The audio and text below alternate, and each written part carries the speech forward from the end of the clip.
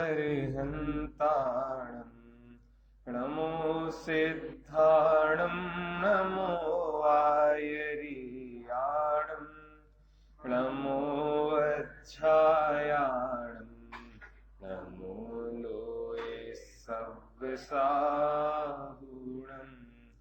मंगलमय मंगलकरण वीतराग विज्ञान नमो ताहि जाते भय अरहंतादि महान करि मंगल करि हो महा ग्रंथ करण को काज जाते मिले समाज सब पावे निज पद राज। विगत कुछ दिनों से हम पंडित टोडरमल जी द्वारा रचित रहस्यपूर्ण चिट्ठी की चर्चा कर रहे हैं, जिसमें बहुत सुंदर रहस्यों का उद्घाटन किया गया है। स्वानुभव के संबंध में जो जो प्रश्न पहले हमें होते थे, अभी हमें होते हैं, पहले की समाज को जो होते थे, अभी की समाज को जो होते हैं, उन सभी प्रश्नों का बहुत ही अच्छे से तर्क युक्ति एवं उदाहरणों से उत्तर दिया गया है। इसके संबंध में सबसे पहले हमने ये देखा था कि चिट्ठी की शुरुआत कैसे होती है, सबसे पहले दिन कि कैसे लिखी जाती है एक आदर्श चिट्ठी। फिर उसके बाद प्रश्न की प्रस्तावना के स्वरूप में सबसे पहले व्यवहार सम्यक्त क्या है, निश्चय सम्यक्त क्या है, इसके संबंध में पंडित जी ने अपने विचार प्रस्तुत किए थे। एवं देशना लब्धि को ही व्यवहार सम्यक्त नहीं मान लेना, इसके संबंध में भी पंडित जी ने हमें सतर्क किया था कि दो चीजें होती हैं, एक है मोक्ष, एक है मोक्ष का मार्ग। ये दो चीजें तो हम सभी जानते हैं, सम्यक दर्शन, सम्यक ज्ञान, सम्यक चारित्र, इन तीनों की पूर्णता है मोक्ष और ये तीनों है मोक्ष के मार्ग। लेकिन एक चीज और होती है जो होती है मार्ग का मार्ग। जैसे सम्यक दर्शन, सम्यक ज्ञान, सम्यक चारित्र कैसे प्राप्त करें, इसके लिए भी कोई मार्ग होगा। तो एक वो मार्ग है, जैसे हम बोलते एक निश्चय है, एक व्यवहार है और एक व्यवहार का व्यवहार है। जैसे यदि हमें यहां से दिल्ली जाना हो तो हम ट्रेन से जाएंगे, लेकिन वो तो हुआ मार्ग, दिल्ली पहुंचना हुआ मोक्ष, और लेकिन यहां से स्टेशन पहुंचने का भी एक मार्ग होगा। तो ऐसे एक है मोक्ष, एक है मोक्ष का मार्ग और एक है मार्ग का मार्ग। तो ऐसे ही सबसे पहले इन्होंने बताया कि मोक्ष क्या है, सम्यक दर्शन ज्ञान चारित्र वो मोक्ष है। फिर उसको प्राप्त कैसे करें, तो सम्यक दर्शन, सम्यक ज्ञान, सम्यक चारित्र को प्राप्त करके। लेकिन अब जो जीव यह नहीं जानता कि सम्यक दर्शन कैसे प्राप्त करें, तो इसके लिए यहाँ पे बताया कि स्वानुभव होता है, स्वानुभव कैसा होता है और स्वानुभव में सम्यक्त के कौन कौन से चार लक्षण होते हैं, इसके संबंध में भी पंडित जी ने बात की थी। फिर इसके बाद जब किसी जीव को सम्यक दर्शन हो जाए तो उसमें क्या बदलाव होते हैं, तो सबसे पहले बताया था कि मति ज्ञान और श्रुति ज्ञान होता है, वो सम्यक रूप परिणमन करने लगता है। सम्यक दृष्टि के दोष सारे मिट जाते हैं, दोष एक भी नहीं मिटता है लेकिन पक्ष सारे मिट जाते हैं। दोष सारे नहीं मिटते मतलब जो पहले आचरण करता था वो अभी आचरण करता है, आचरण में कोई परिवर्तन नहीं हुआ।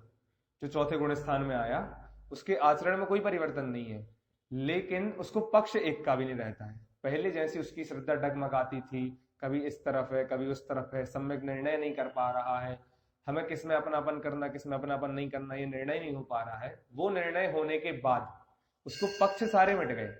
जब स्वानुभव करते हैं तो अपन ने पक्षाधिक्रांत की बात की थी, तो पक्षाधिक्रांत हो गया है, लेकिन फिर भी उसके दोष एक भी नहीं मिटे हैं। मतलब बाहर में आपको आचरण से नहीं दिख सकता है कि वो सम्यक दृष्टि है, वो श्रद्धान के विषय की बात है। इसके संबंध में कल हमने लास्ट में भी एक दो उदाहरणों से चर्चा की थी कि किस प्रकार से सम्यक दृष्टि का श्रद्धान होता है और किस प्रकार से उसका चारित्र उससे अलग वर्तता है।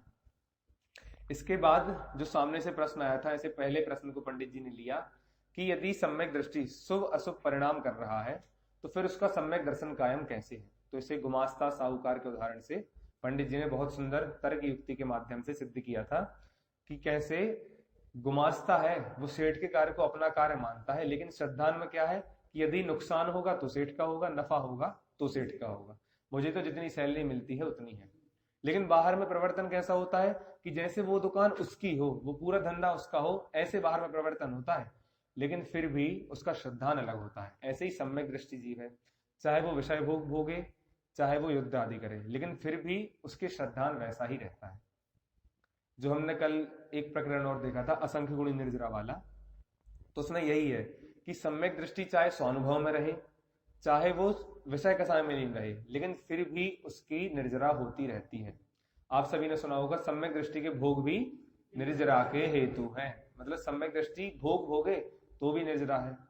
क्यों? क्योंकि निर्जरा होती है शुद्ध परिणति से। शुद्ध परिणति मतलब जिस कसाय का अभाव होता है तो वैसे वैसे शुद्ध परिणति बढ़ती है। सम्यक दृष्टि जीव है, उसके अनंतानुबंधी कसाय है नहीं, अनंतानुबंधी मिट गई है, तो अनंतानुबंधी मिटने पर थोड़ी सी शुद्ध परिणति प्रकट हुई, और वो शुद्ध परिणति जब तक रहती है जब तक वो चौथे गुण स्थान में है, तो उसके ऐसे निर्जरा होती रहती है। क्योंकि शुद्ध परिणति जब तक रहेगी जब तक वो या तो मिथ्यात्व में न जाए या तो आगे ना बढ़े। शुद्धोपयोग से निर्जरा का ऐसा सीधा संबंध नहीं है। शुद्धोपयोग तो एक काम करता है कि हमें आगे के गुण स्थान में भेजता है, कि हम आगे के गुण स्थान में कैसे जाएंगे, तो शुद्धोपयोग से अपनी लीनता बढ़ाते हैं, फिर आगे आगे के गुण स्थान में जाते हैं।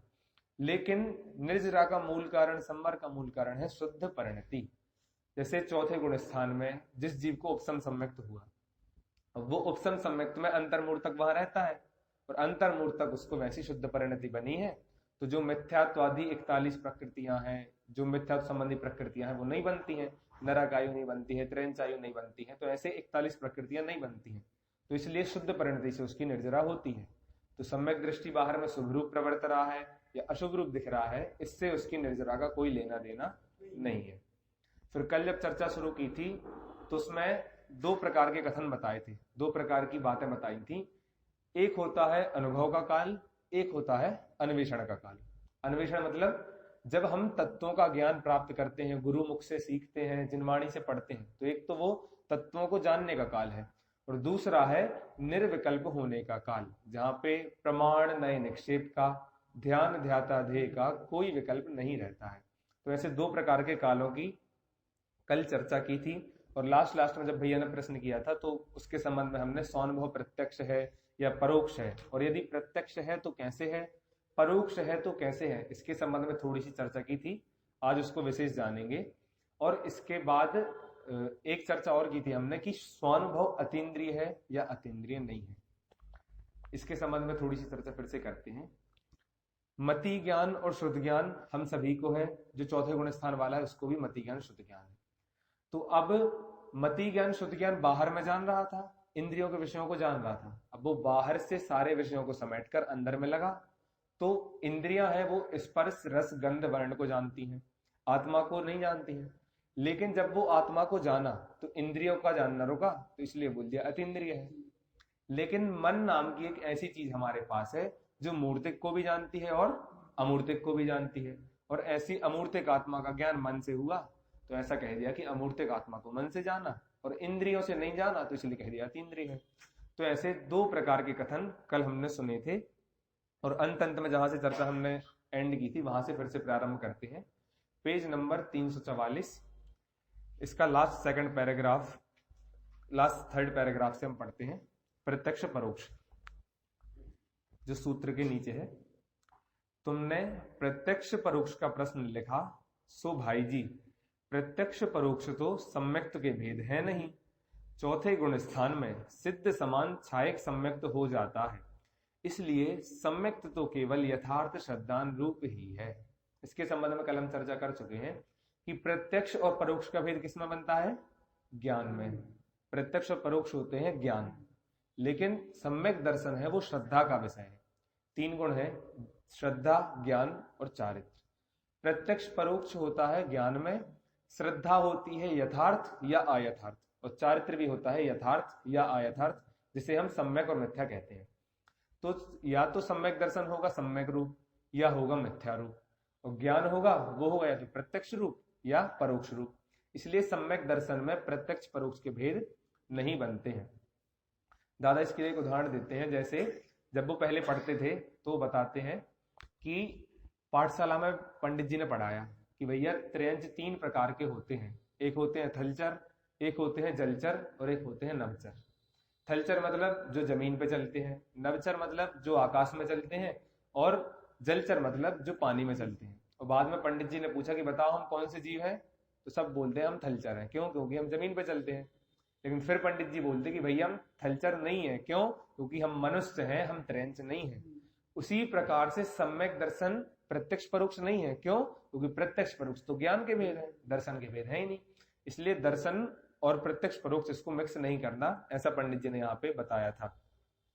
इसके बाद जो नीचे की थर्ड लाइन है वहां से प्रारंभ करते हैं।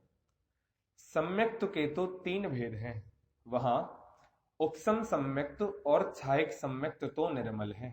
अब इसके लिए भी उदाहरण आते हैं अपन जब पढ़ते हैं।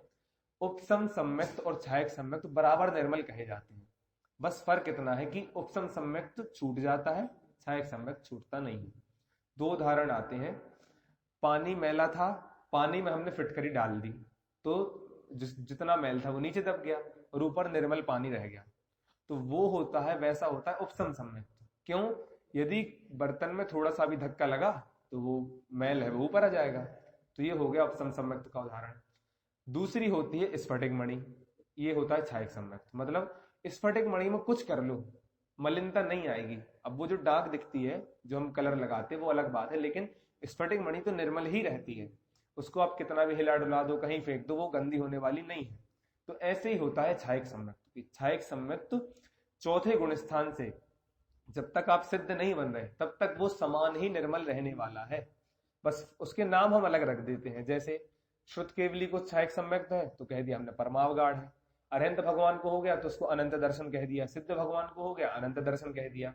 ऐसे नाम बदल जाते हैं लेकिन बात तो वही रहती है। अनंत दर्शन नहीं, छायक सम्यक्त जिसे कहते हैं वो आगे 8 मूल गुण में, तो छायक सम्यक्त ही कहते हैं। तो उसके नाम बदल सकते हैं, अवगाढ़ कह सकते हैं, परमावगाढ़ कह सकते हैं, लेकिन निर्मलता उसकी समान ही रहती है। ऐसे ही उपसम सम्यक्त और छायक सम्यक्त समान निर्मल है, क्योंकि वे मिथ्यात्व के उदय से रहित हैं, क्योंकि उनमें मिथ्यात्व का उदय नहीं रहता है। उपसम सम्यक्त में मिथ्यात्व और अनंतानुबंधी का उपसम रहता है, छायक सम्यक्त में क्षय रहता है। अब रही क्षयोपसम सम्यक्त की बात, तो क्षयोपसम सम्यक्त समल है, क्योंकि सम्यक्त मोहिनी के उदय से सहित है, परंतु इस सम्यक्त में प्रत्यक्ष परोक्ष के कोई भेद तो है नहीं। यहां भी वही बात बताई कि छायक सम्यक्त सम्यक्त समल है। इसके संबंध में भी कल चर्चा की थी, जो धवला जी में उदाहरण आते हैं कि किस प्रकार से उसको समल कहा, कौन कौन से उसमें दोष होते हैं, कैसे कैसे दोष होते हैं। तो छायक सम्यक्त सम्यक्त समल है, बाकी 2 सम्यक्त निर्मल है, लेकिन प्रत्यक्ष परोक्ष कोई भी सम्यक्त नहीं होता है। और जो पहले हम बात कर चुके हैं कि कोई लोग कहते हैं कि निश्चय सम्यक्त प्रत्यक्ष होता है, व्यवहार सम्यक्त परोक्ष होता है, तो वो बात भी गलत है, ऐसा पंडित जी ने आगे सिद्ध किया था।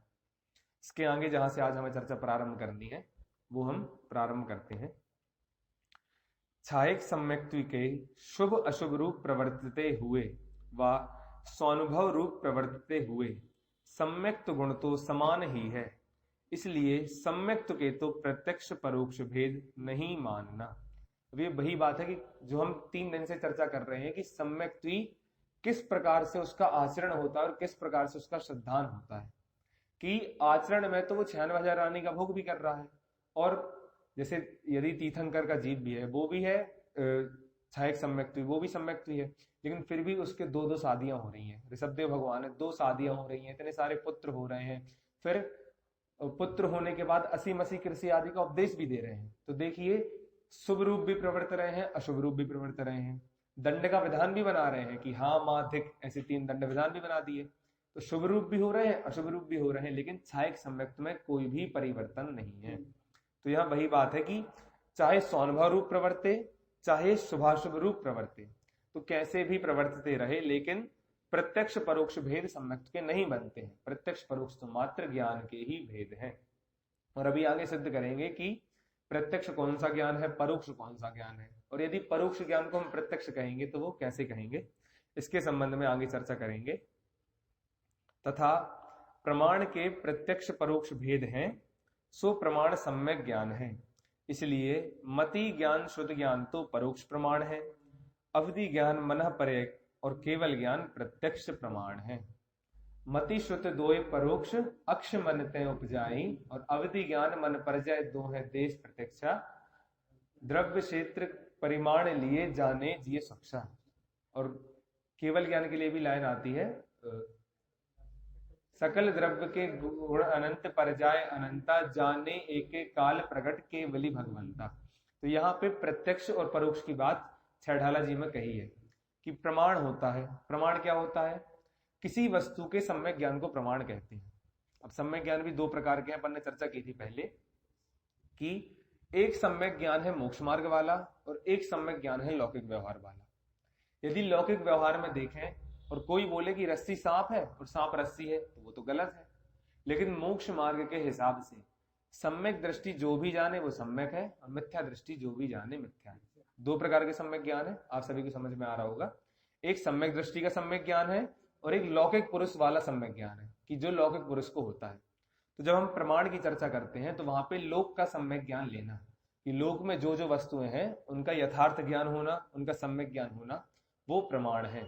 वो सम्यक ज्ञान होता है 5 प्रकार का, जिसमें मति और श्रुत ये दोनों होते हैं परोक्ष, अवधि ज्ञान, मन परे ज्ञान और केवल ज्ञान ये होते हैं प्रत्यक्ष। मति और श्रुत परोक्ष क्यों होते हैं? क्योंकि वो इंद्रिय और मन के द्वारा जानते हैं। अब यदि आत्मा के द्वारा सीधा जानेगा, देखिए सहायता ले रहे हैं इसलिए परोक्ष है, सीधी सी बात है। यदि सहायता नहीं लेंगे तो परोक्ष नहीं है, और किसी दूसरी चीज की सहायता ले रहे हैं इसलिए परोक्ष है। और अवधि ज्ञान, मना परे ज्ञान और केवल ज्ञान ये बिना इंद्रिय की सहायता से होते हैं, बिना मन की सहायता से होते हैं, इसलिए इनको प्रत्यक्ष कहते हैं। अब देखिए अवधि ज्ञान, मन परे ज्ञान और केवल ज्ञान तीनों प्रत्यक्ष हैं, लेकिन तीनों में भेद है। कैसा भेद है? अवधि ज्ञान, मन परे ज्ञान तो देश प्रत्यक्ष है और केवल ज्ञान सकल प्रत्यक्ष है। क्यों? क्योंकि केवल ज्ञान सभी द्रव्यों को और उनकी सब पर्यायों को जानता है, और अवधि ज्ञान, मन परे ज्ञान सब रूपी द्रव्यों की कुछ पर्यायों को जानते हैं, अरूपी द्रव्यों को तो वो भी नहीं जानते। तो इसलिए वहां पे एक देश और सर्वदेश ऐसा दो भेद बनते हैं, आगे और खुलासा होने वाला है। आद्य परोक्षम प्रत्यक्षम अन्यथ। आद्य परोक्षम मतलब शुरू के जो दो हैं वो परोक्ष हैं, प्रत्यक्षम अन्यथ मतलब बाकी के जो है वो प्रत्यक्ष ज्ञान है। ऐसा सूत्र का वचन है। सूत्र का मतलब तत्वार्थ सूत्र का, ऐसा तत्वार्थ सूत्र का वचन है। तथा तर्क शास्त्र में प्रत्यक्ष परोक्ष ऐसा लक्षण कहा है, स्पष्ट प्रतिभासात्मकम प्रत्यक्षम अस्पष्टम परोक्षम। अब ये प्रत्यक्ष और परोक्ष के लक्षण बताए हैं। जो स्पष्ट जानता है वो प्रत्यक्ष है, जो स्पष्ट नहीं जानता है वो परोक्ष है। अब यहाँ हमें प्रश्न तो हो सकते हैं कि भाई हम आंख से देख रहे हैं तो स्पष्ट ही देख रहे हैं, अस्पष्ट कहाँ देख रहे हैं? सीधा सा प्रश्न है कि यदि जो चीज है सामने व्हाइट कलर है तो हम व्हाइट कलर को देख रहे हैं तो वो तो प्रत्यक्ष हुआ। क्यों? क्योंकि स्पष्ट जान रहे हैं। लेकिन भगवान जी कहते हैं कि वो स्पष्ट नहीं है। क्यों? क्योंकि स्पष्टता का आधार हम इंद्रियों से नहीं बना सकते। इसके लिए हम पीछे से देख सकते हैं कि हम स्पष्ट कैसे नहीं जानते हैं, हमारा ज्ञान स्पष्ट कैसे है। पेज नंबर 33 निकालिए, दूसरे अधिकार का। वहां पे मति ज्ञान की पराधीन प्रवृत्ति पंडित जी ने लिखी है, उसको हम थोड़ा सा पढ़ेंगे तो वहां से हमें पता चलेगा कि किस प्रकार से हम अस्पष्ट जानते हैं। जैसे 33 पेज नंबर पे है, यहां देखते हैं लास्ट सेकंड पैराग्राफ से। दूरबीन, चश्मा इत्यादि आड़े आ जाए तो बहुत दिखने लग जाता है। प्रकाश, जल, हिल्लवी, कांच इत्यादि के परमाणु आड़े आ जाए तो जैसा का तैसे दिखता है। अभी यदि हमें इंद्रियों से स्पष्ट ज्ञान होता तो इतने चेंज नहीं होने चाहिए थे। यदि हम दूरबीन से देखेंगे तो या तो कोई चीज बहुत छोटी दिखेगी या कोई चीज बहुत बड़ी दिखेगी। तो ये तो हमारे ज्ञान की पराधीन प्रवृत्ति है, हम स्पष्ट तो नहीं जान पा रहे। यदि स्पष्ट है तो वैसे ही जानते। और फिर कांच आदि के परमाणु आड़े आ जाए तो जैसे का तैसे दिखता है। यदि हमने लाइट में पीला कलर लगा दिया तो पीला दिखेगा, और यदि व्हाइट कलर लगा दिया तो व्हाइट दिखेगा। ऐसे ही हमने चश्मा यदि ब्लैक पहन लिया, जैसे धूप में हम सनग्लासेस पहनते हैं तो उसमें हमें जो धूप का प्रकाश होता है वो तो दिखता नहीं है, काला काला दिखने लगता है, अंधेरा दिखने लगता है। तो ये होता है कि हमारा ज्ञान कितना पराधीन है, और ऐसा पराधीन होने से वो परोक्ष है। और इसके अलावा क्या लिखा? मंत्रादिक के प्रयोग से अथवा मदरा पान आदिक से अथवा भूतादिक के निमित्त से नहीं जानना, थोड़ा जानना या अन्यथा जानना होता है। यह क्या बताया?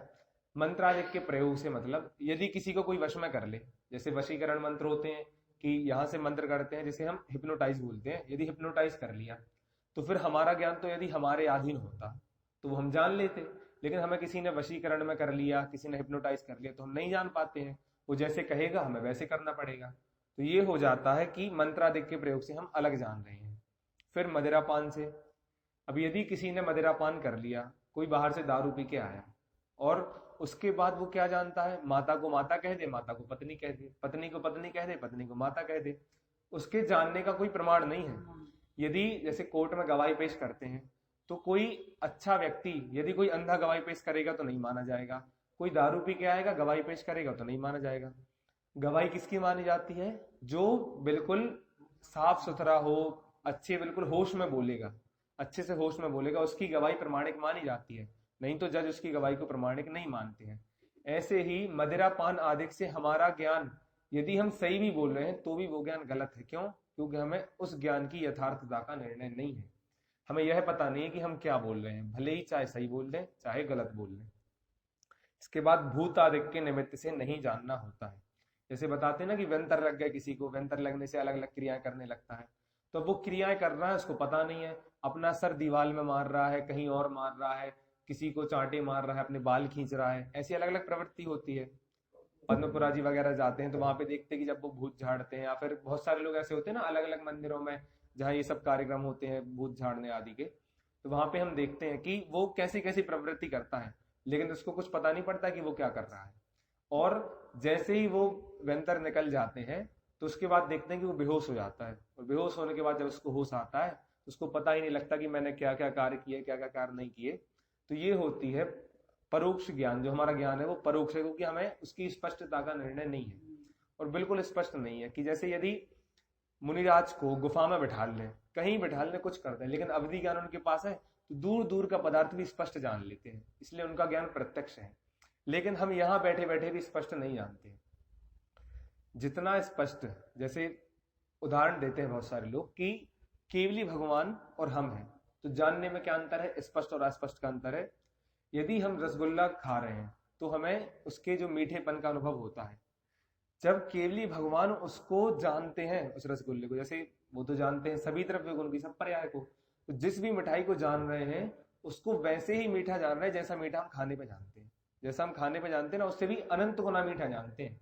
तो ये होता है केवली के ज्ञान की स्पष्टता। जो पदार्थ जैसा है उसको वैसा जानते हैं, और हम वैसा नहीं जान पाते हैं। अभी यहाँ से यदि हम बोलें कि भैया वो खंबा कितना लंबा है, तो यहाँ से हम बोलेंगे भैया वो 3 फीट का होगा या 4 फीट का होगा।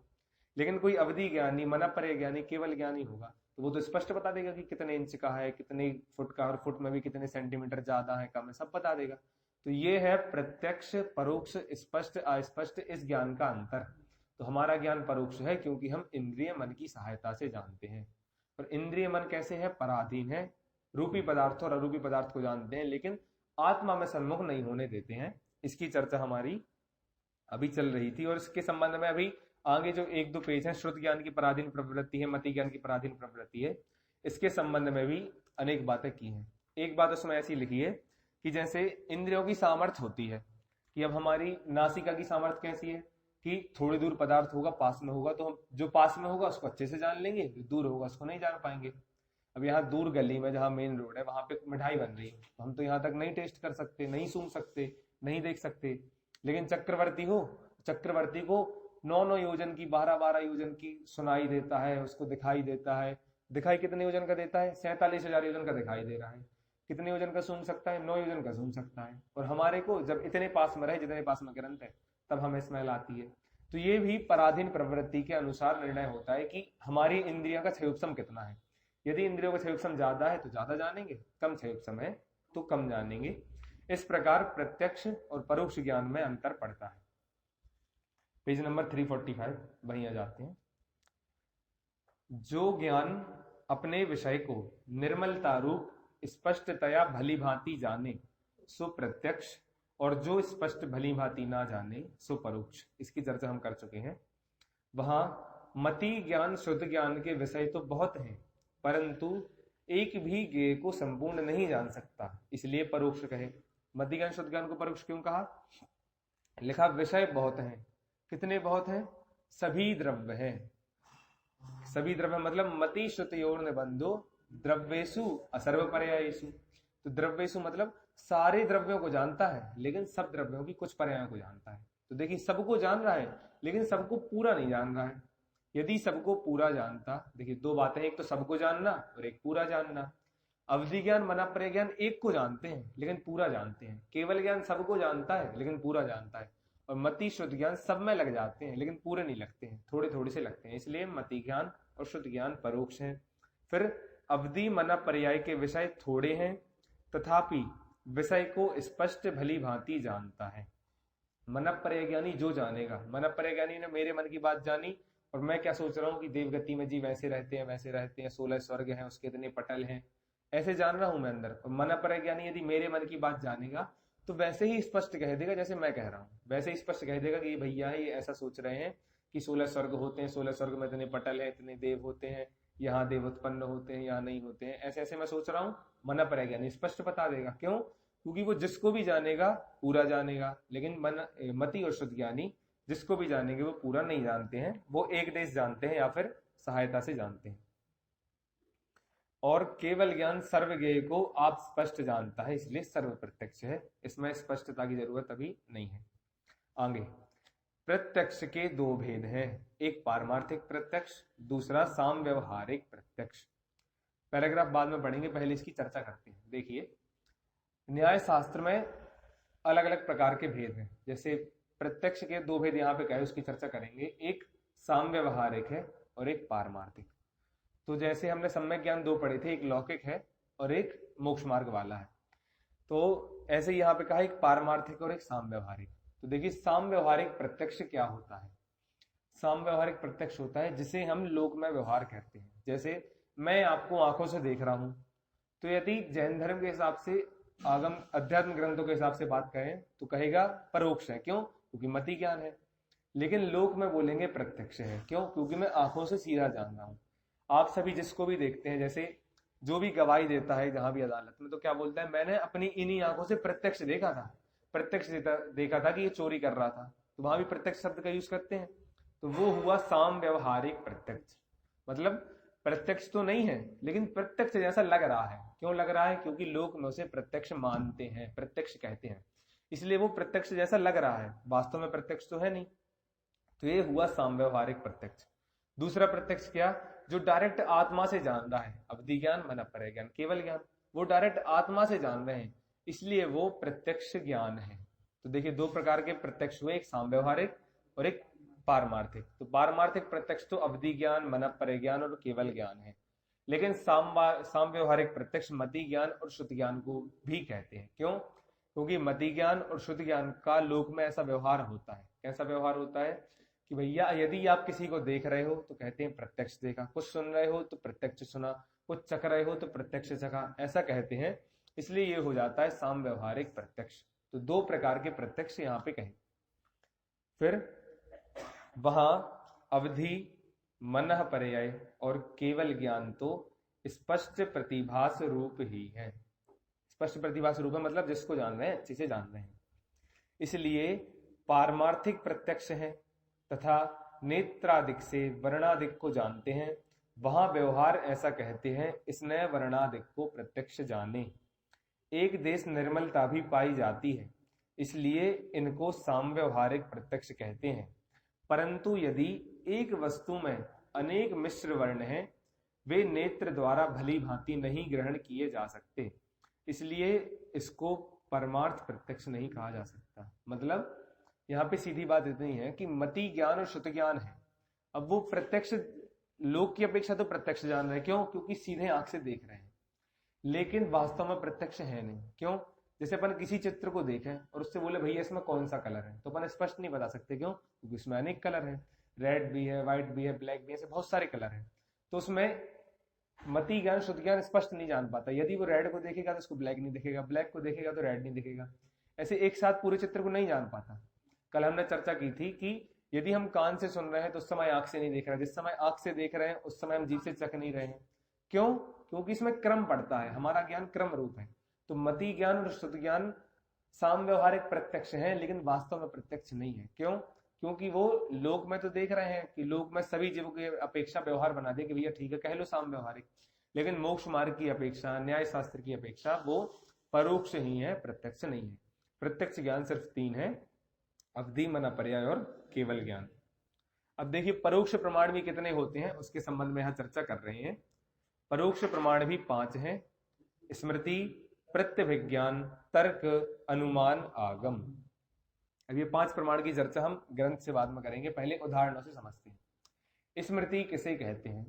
किसी बात का याद आना स्मृति है। जैसे पहले हमने बहुत छोटे में पढ़े थे कि पाप 5 होते हैं: हिंसा, झूठ, चोरी, कुशील, परिग्रह। ठीक है, अब फिर बाद में 10 साल बाद, 5 साल बाद हमारे पेपर में आया कि भैया पाप कितने होते हैं, नाम लिखिए। तो उस समय हमने जो याद किया और उस समय जो हमारे दिमाग में आया कि हमने पहले पढ़ा था ये 5 पाप है, तो वो लिख दिए। तो ये हुआ स्मृति। ठीक है, स्मृति ये हुआ। दूसरा है प्रत्यभिज्ञान। प्रत्यभिज्ञान क्या है कि अभी हमने किसी चीज को देखा और पूर्व में किसी चीज को जाना था और दोनों को हमने जोड़ लिया। जैसे हमने, ऐसा है कि किसी पंडित जी को आपने 10 साल पहले देखा था, अब उनके बेटे को देखा और वो उनके जैसे लग रहा है, तो आपने बोला कि ये तो उन पंडित जी जैसा लगता है। तो आपने अभी के ज्ञान को और पहले के ज्ञान को मिक्स कर दिया, तो ये होता है प्रत्यभिज्ञान। जैसे अपना होता है ना कि बहुत सारे लोगों को देखते हैं तो उनके पापा की याद आ जाती है हमें कि इनके पापा भी ऐसे थे। किसी के आचरण को देख के किसी व्यक्ति की याद आ जाती है, तो वो होता है प्रत्यभिज्ञान। कि आपने किसी चीज को अभी देखा, लेकिन उस चीज को देखने से आपको पूर्व का कुछ स्मरण आ गया, पूर्व को कुछ आपने जोड़ लिया, कुछ ज्ञान को, कि हाँ पूर्व में हमने ऐसे देखा था, वो ऐसे ही है। तो ये होता है प्रत्यभिज्ञान। कुछ हम पढ़ते हैं तो उसे भी पूर्व से जोड़ते हैं, कि कोई हम चीज पढ़ रहे हैं कि हाँ पहले हमने जब दूसरे ग्रंथ का स्वाध्याय चल रहा था तो वहां भी हमने ऐसा पढ़ा था, वहां भी ऐसा जाना था। तो ये भी प्रत्यभिज्ञान होता है। तो दो हुए परोक्ष प्रमाण, एक स्मृति, किसी चीज का याद आना स्मृति है। प्रत्यभिज्ञान की कोई चीज को भी वर्तमान में देखा तो उसको किसी चीज से जोड़ लेना, यह हुआ प्रत्यभिज्ञान। फिर है एक तर्क। तर्क मतलब नियम समझ लो, कि हम जो नियम बनाते हैं वो तर्क है। जैसे अग्नि और धुएं का नियम बनाते हैं कि जहां हमें धुआं दिखेगा इसका मतलब वहां अग्नि है, जहां हमें गर्माहट लगेगी इसका मतलब वहां अग्नि है। यदि हमें किसी चीज को ठंडा करना हो तो हम क्या लाते हैं, या तो उसे फ्रिज में रख देंगे या बर्फ ले आएंगे। तो ये हमारे मन में क्या है, नियम बना हुआ है कि यदि हमें किसी चीज को ठंडा करना है तो बर्फ है, किसी चीज को गर्म करना है तो अग्नि है। तो ये जो नियम हम बनाते हैं वो होते हैं तर्क। ये हुआ तर्क। फिर है एक अनुमान। अनुमान तो आप सभी जानते हैं कि जब वो हम नियम अप्लाई करते हैं, जैसे अब वो नियम हमने एक बुक में लिख लिया कि जहां जहां ठंडा है, ठंडाई है, वहां वहां बर्फ है। फिर जहां जहां हमें धुआं दिख रहा है वहां वहां अग्नि है। अब फिर हम कहीं जा रहे थे, जाते जाते हमने देखा, जैसे ग्वाला जा रहा था, ग्वाले ने देखा कि जंगल के ऊपर अग्नि, जंगल के ऊपर धुआं उड़ रहा है। तो उसने क्या अनुमान लगाया, इसका मतलब वहां पे अग्नि होगी। तो ये हुआ अनुमान ज्ञान, क्योंकि आपने उस नियम का प्रयोग किया। अनुमान क्या है, आपने जो पहले नियम बनाए थे जब हम उसका प्रयोग करने लगते तो वो अनुमान होता है। तो ऐसे ही जब ग्वाला जा रहा, ग्वाले ने देखा कि भैया ऊपर धुआं है, क्यों, क्योंकि नीचे अग्नि होगी। तो ये हो गया अनुमान। और पांचवा है आगम। आगम मतलब जो हमारे आप्त भगवान ने, जो हमारे देव ने हमें बताया है, जो हमारे ग्रंथों में लिखा है। आगम सिर्फ ग्रंथ नहीं है। जब पहले ग्रंथ नहीं थे, देखिए ग्रंथ लिखना कब से चालू हुए, सठखंडागम कसाय पाहुड़, ये दो ग्रंथ सबसे पहले रचे माने जाते हैं। सठखंडागम और कसाय पाहुड़ से सबसे पहले ग्रंथ लिखना प्रारंभ किया। उसके पहले तो ग्रंथ लिखे नहीं थे। तो इसका मतलब ये तो है नहीं कि हमारे पास आगम नहीं था, भगवान की वाणी तो थी ना। महावीर भगवान जब निर्वाण गए तो महावीर भगवान के बाद जम्बू स्वामी, सुधर्माचार्य, गौतम गणधर, ये तीन हुए। तो इन तीनों से क्या हुआ, जब लास्ट में, सबसे लास्ट में जम्बू स्वामी हुए तो उनको केवल ज्ञान था, उनके बाद किसी को केवल ज्ञान हुआ नहीं। तो उनके बाद जो मुनिराज थे, उनके शिष्य थे, उनने उनसे कुछ सीखा, उनने अपने शिष्यों को सिखाया।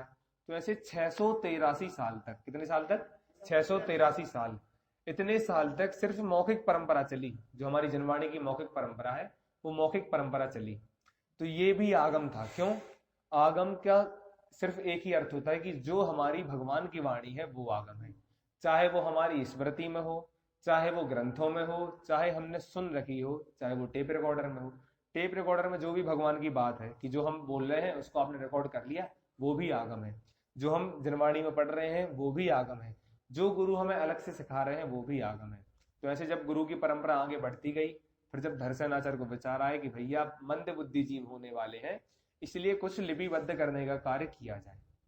पहले लिपिबद्ध क्यों नहीं किया, क्योंकि पहले इतने बुद्धिशाली जीव थे, सबको एक बार बोलो सबको एक बार में याद हो जाता था। अब हमें कितनी बार बोल लो हमें याद रहता नहीं है। हमारी बुद्धि तो बहुत खराब हो चुकी है। कितनी खराब है कि हम जो चीज पढ़ लेते हैं, जैसे छह ढाले की बात कहें कि मुझे केवल ज्ञान की पंक्तियां याद नहीं आ रही थी। हम कब से पढ़ रहे हैं कि हमने 11th-12th में 4 साल पहले पंक्तियां पढ़ी थी, उसका पेपर दिया था, अच्छे नंबर भी आए थे, लेकिन फिर भी उसकी पंक्तियां अभी याद नहीं आ रही। क्यों, क्योंकि वो ज्ञान मंद हो चुका है। तो ऐसे ही ज्ञान मंद होने लगा तो उन्होंने लिपिबद्ध करने का कार्य शुरू करा। तो इसलिए इनको भी हम आगम कहने लगे। वास्तव में आगम क्या है, जो जो भगवान की बात है वो सभी आगम है। तो ऐसे 5 प्रमाण की चर्चा है: स्मृति, प्रत्यभिज्ञान, तर्क, अनुमान और आगम। ये पांचों, इन सबको हम जानते हैं लेकिन इन नामों में नहीं जानते हैं। इन सब का हमने कहीं ना कहीं प्रयोग किया है, कहीं ना कहीं ये सब हमारे साथ घटते हैं, लेकिन फिर भी हम इनको जोड़ नहीं पाते हैं या फिर इनका नाम हमें ख्याल में नहीं है। जैसे जब हम छोटे थे तो बाहर से गाड़ी आती थी तो हमें अपने आप पता चल जाता था कि पापा थे, पापा आ रहे हैं। क्यों? क्योंकि गाड़ी की आवाज वो है। कैसे पता चला? अनुमान से। हमने ऐसा नियम बना के रखा था कि जहां जहां ऐसा हॉर्न सुनाई दे, जहां जहां ऐसी आवाज सुनाई दे, वहां वहां मेरी गाड़ी है, मेरे पापा की गाड़ी है। ये नियम हमारे दिमाग में बना था लेकिन हमें पता नहीं था इसे तर्क कहते हैं। ऐसे ही जब हमने इसको अप्लाई किया कि जैसे ही गाड़ी की आवाज सुनाई तो इसका मतलब पापा आ गए होंगे, तो हम गेट पे पहुंच जाते हैं देखने के लिए।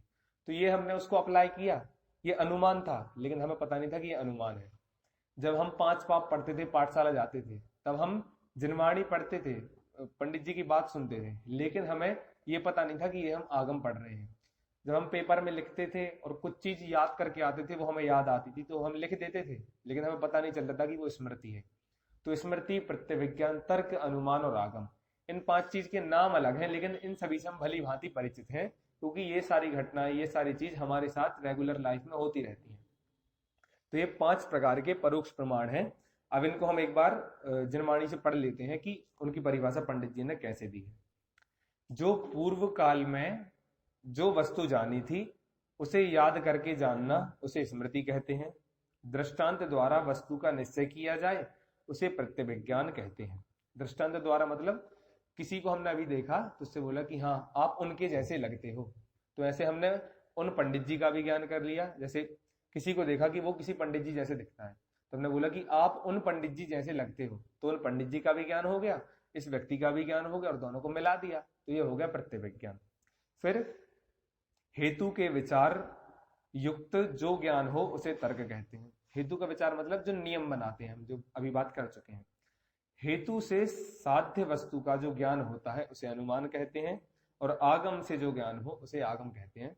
ये सभी भाषा में कठिन है लेकिन समझने में, क्योंकि हम इसे इस्तेमाल करते रहते हैं, इसे हम भली भांति परिचित हैं, इसलिए वो वैसे सरल है, जिसकी चर्चा हम अभी कर चुके हैं। ऐसे प्रत्यक्ष परोक्ष प्रमाण के भेद कहे।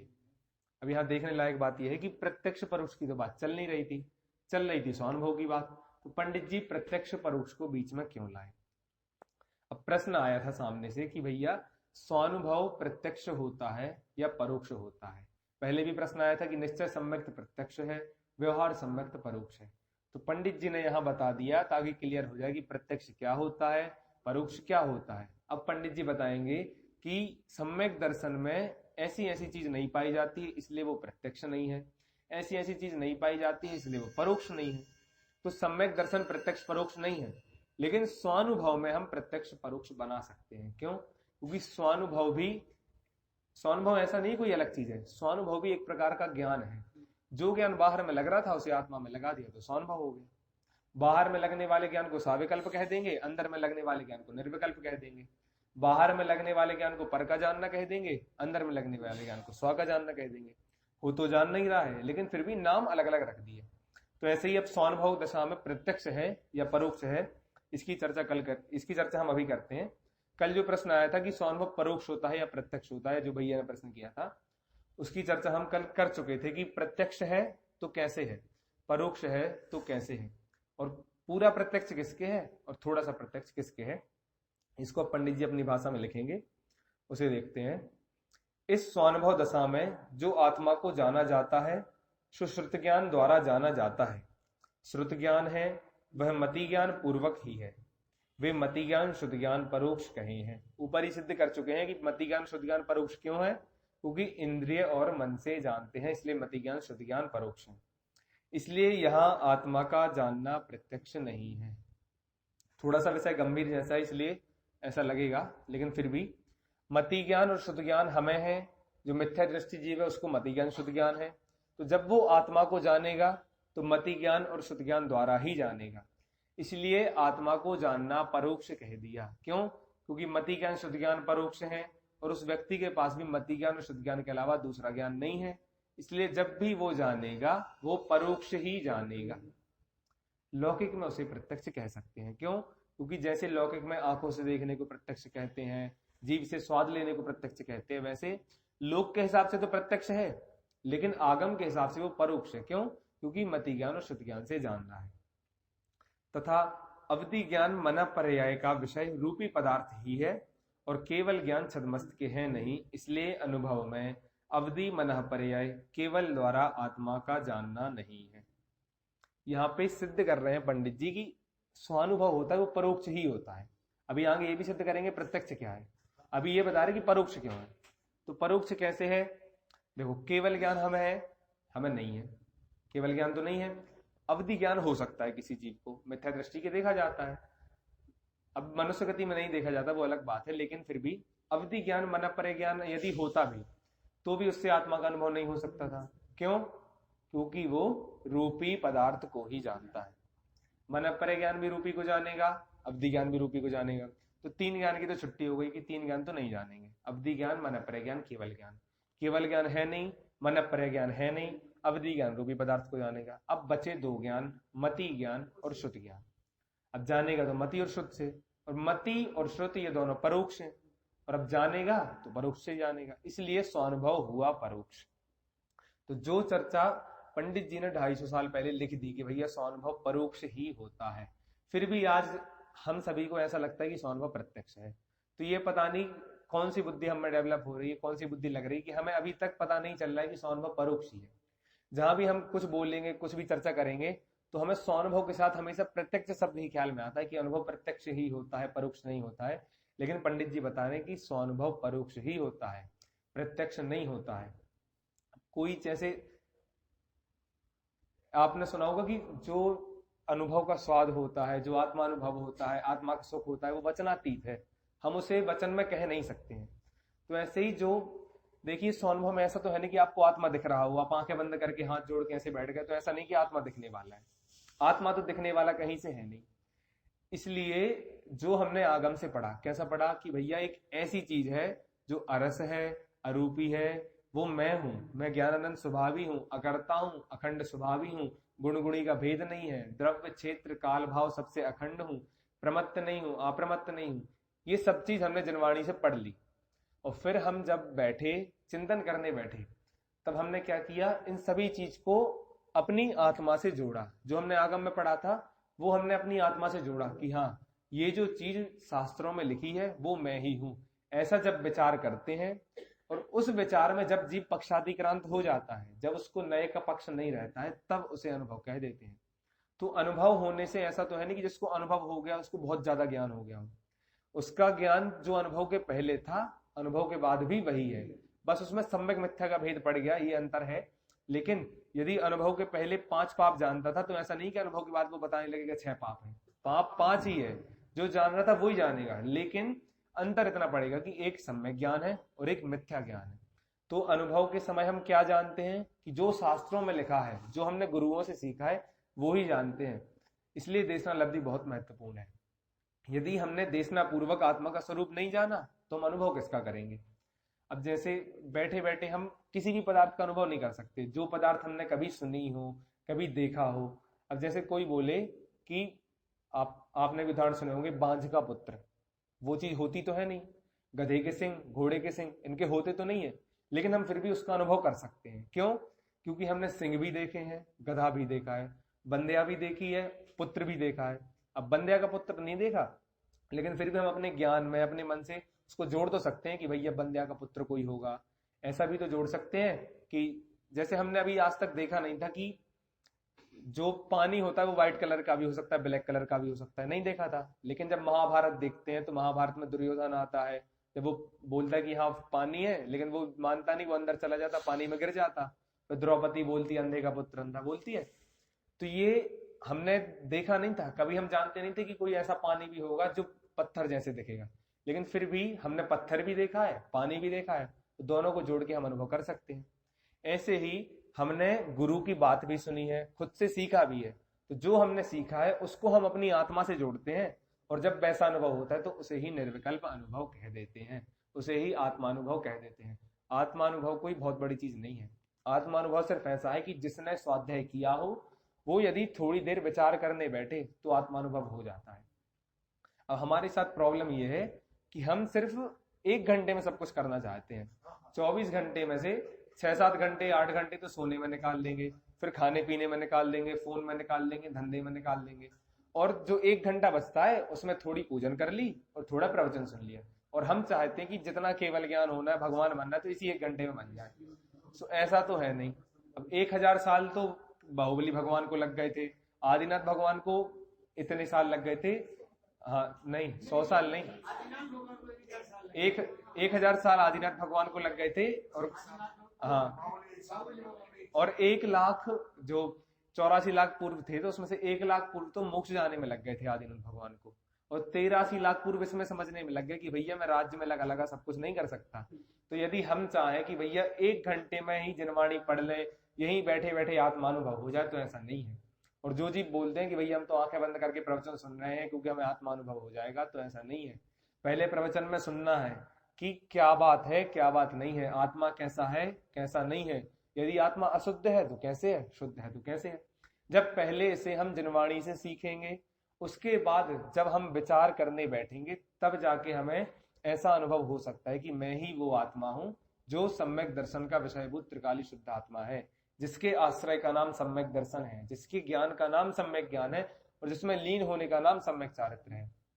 तो कल आंटी भी बोल रही थी कि वो यहाँ बैठे रहते हैं फिर भी निर्णय नहीं होता है। वो क्यों नहीं होता है? क्योंकि वो हम यहीं छोड़ जाते हैं, यहीं आते हैं, यहीं पकड़ते हैं और यहीं छोड़ जाते हैं। हाँ, मंदिर का माल मंदिर में छोड़ जाते हैं। क्यों? क्योंकि हमें लगता है भैया मंदिर का माल घर ले गए तो चोरी हो जाएगा।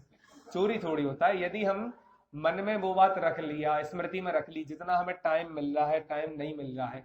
अब भेद विज्ञान की बात यहाँ सीख ली, जब हम बिजनेस में लॉस हो रहा है तब हमें ख्याल में आता है कि ये बिजनेस मेरा नहीं है, मैं इससे भेद विज्ञान कर सकता हूँ। लेकिन जब पुण्य का उदय होता है तब ख्याल में नहीं आता है। यदि पुण्य के उदय में ख्याल आ गया कि भैया ये जो चीज है ये मेरी नहीं है, तो हमारा काम बन सकता है। लेकिन पाप के उदय में तो सबको ख्याल में आ सकता है। शमशान वैराग्य तो सबको होता है। कोई जीव मर गया, चाहे हमारे घर का मरे या फिर बाजू के घर का मरे, यदि कोई जीव मर गया तो उसके मरने पे जो वैराग्य आता है, वो वैराग्य हमें पुण्य के उदय में नहीं आता। लक्ष्मी चली जाती है, लॉस हो जाता है, तब हमें लगता है कि लक्ष्मी क्षणभंगुर है। जब वो आती है तब नहीं लगता है क्षणभंगुर है। यदि इतना विचार होने लगे तो फिर जो हमें इतना कठिन आत्मानुभव लग रहा है, इतना कठिन वैराग्य लग रहा है, तो वो वैराग्य उतना कठिन नहीं लगेगा। वास्तव में वैराग्य बहुत सरल है। जो हम जैसे बोलते हैं ना कि बहुत सारे जीव हम इतने साल से जनवाणी पढ़ रहे हैं या फिर देव सास गुरु की पूजन कर रहे हैं, उनकी भक्ति करते हैं, हमारा काम क्यों नहीं बन रहा है, सम्यक दर्शन क्यों नहीं हो रहा है। सम्यक दर्शन धीरे धीरे होता है। ऐसा है नहीं कि आप पहले दिन प्रवचन में पहले दिन हो जाए, हो भी सकता है, लेकिन ऐसा नियम नहीं है। तो चोडरमल जी ने पहले लिखा है कि आप यदि मंदिर हर दिन आते हैं, प्रवचन सुनते हैं, विचार आदि करते हैं, तो दर्शन मोहनीय धीरे धीरे टूटता जाता है, और धीरे धीरे टूटने पर वो इतना कमजोर रह जाता है कि फिर कुछ समय बाद एक साथ पूरा टूट के सम्यक दर्शन प्रकट होता है। तो ऐसे दर्शन मोहिनी का धीरे धीरे अपकर्षण होगा, अपकर्षण होते होते उसका नाश होगा, या तो उपशम होगा या तो क्षय उपशम होगा, तब जाके सम्यक दर्शन होगा। इसलिए जो मंदिर में सीख रहे हैं, जो जनवाणी में पढ़ रहे हैं, उसे घर तक ले जाना, घर ले जाके टाइम निकाल के, आधे घंटे का 1 घंटे निकाल के उसका विचार करना। और जब वो विचार करेंगे तब जाके हमें लगेगा कि हमने कुछ सीखा है, और जो सीखा है, जिस आत्मा का स्वरूप समझा है, समय सार में 415 गाथाओं में, प्रवचन सार में 275 गाथाओं में, अष्टपावड़ में, 85 काय में जो आत्मा का स्वरूप बताया है, द्रव्यों का स्वरूप बताया है, वो आत्मा मैं ही हूं, ऐसा विचार करेंगे, आत्मा को इस आगम ज्ञान से जोड़ेंगे, तब जाके हमारा काम होने वाला है। उसके अलावा हमारा काम होने वाला नहीं है। क्यों? इतना ज्ञान तो अभव्य को कितना ज्ञान हो जाता है, 11 अंग 9 पूर्व का ज्ञान हो जाता है। वो 11 अंग 9 पूर्व कितने हैं? इतने हैं कि अभी इतनी जनवाणी एक अंग की भी उपलब्ध नहीं है। अंग के अंश ज्ञानी दर्शनाचार्य थे, दर्शनाचार्य अंग के अंश ज्ञानी थे। उनके अंश का भी अंश रहा सठखंडागम, और सठखंडागम भी हमें इतना कठिन लगता है कि वो हम पढ़ नहीं पाएंगे। तो सोचो इतना कम ज्ञान है हमारे पास, और जनवाणी इतनी सारी है। तो हमें जितना हो सके, देखिए अभव्य को कितना ज्ञान हो गया, 11 अंग 9 पूर्व का ज्ञान हो गया, लेकिन उसने वो ज्ञान अपनी आत्मा से नहीं जोड़ सकता। क्यों? क्योंकि उसके अंदर वो योग्यता नहीं है। हमारे अंदर वो योग्यता है। हमें कभी कभी लगता है कि हमें मोक्ष जाना चाहिए, हमें ऐसा कुछ प्रयास करना है, क्योंकि बाहर में कुछ सार नहीं है। जब इतने बड़े बड़े पुरुषों की ऐसी दशा होती है, जैसे अभी कितने केस चलते हैं बड़े पुरुषों पे जो बहुत फेमस है, जैसे विवेक बिंद्रा पे केस चल रहा है अभी, और कैसे कैसे केस चल रहे हैं बड़े बड़े लोगों पे, तो अब हमें भी लगता है कि हमारे साथ कुछ भी हो सकता है, तो हमें अपना कल्याण करना चाहिए, क्योंकि इसमें कुछ दम नहीं है जो बाहर की चीज है।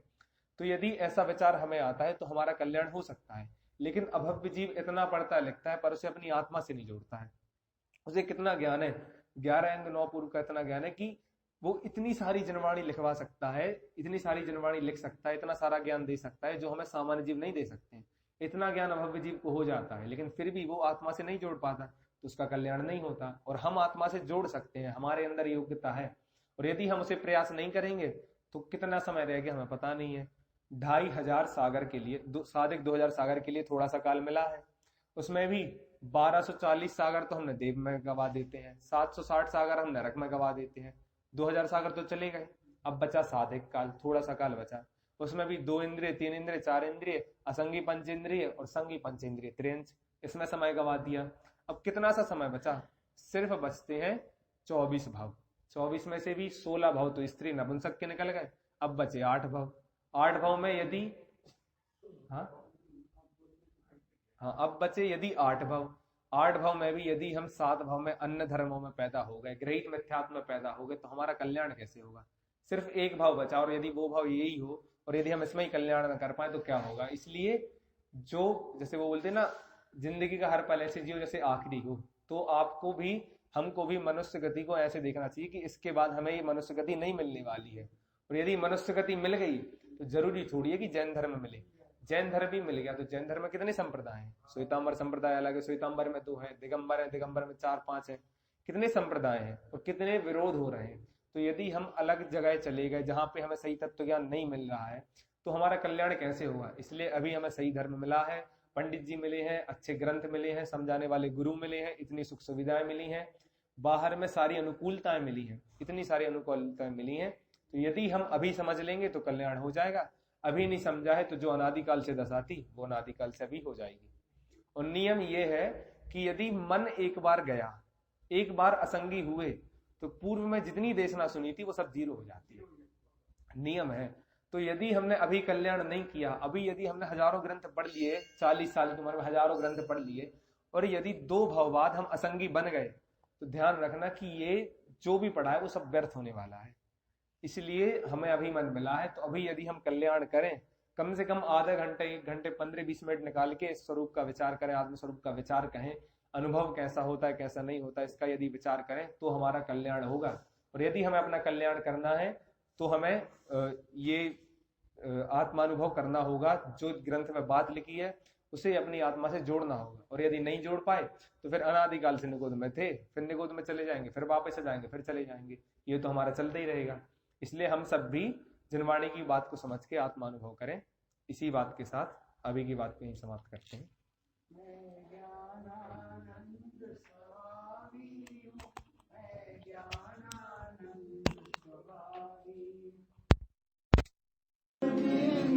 स्वयं पूर्ण पर की